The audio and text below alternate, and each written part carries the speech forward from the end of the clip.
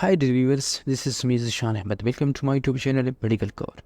Dear viewers, in today's video we will discuss the follicle stimulating hormone test or simply FSH test.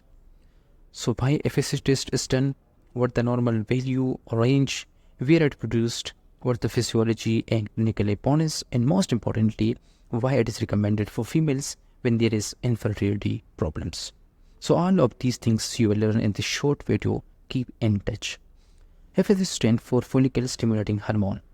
This hormone is produced by the anterior pituitary gland in brain. The physiology of the FSH is to regulate the reproductive processes such as growth and development of the ovarian follicle in females. If we talk about the normal range of the FSH, so it depends on the age or sex, etc. In males, it is 1.5 to 12.4 international unit per liter.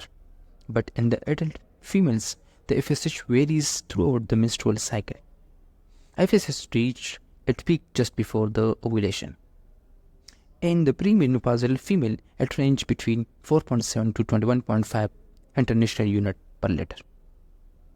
Now to do the FSH blood test, you need a 3 to 5 ml blood sample in narrow top tube or gel tube.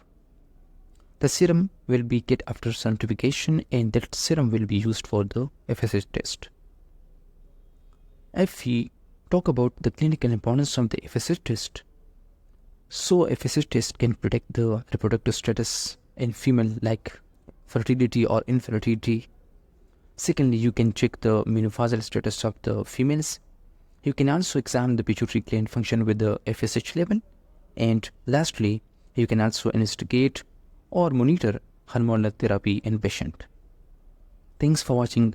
Do subscribe, like and share the video.